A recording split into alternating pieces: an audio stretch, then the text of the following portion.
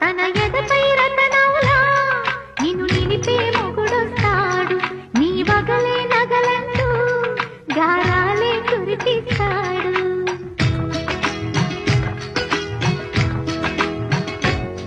తన ఇంటికి కళ తెచ్చే మహాలక్ష్మిగా పూజిస్తాడు, తన కంటికి వెలుగిచ్చే మణి దీపం నీవంటాడు. ఈ పుత్తడి బొమ్మ మెత్తని పాదం మోపిన ప్రతి చోట నిధి నిక్షేపాలు నిద్దురలేచి ఎదురొచ్చేనంట. కలలో ఇలలో ఏ కన్నకి ఇలాంటి పతిరాడ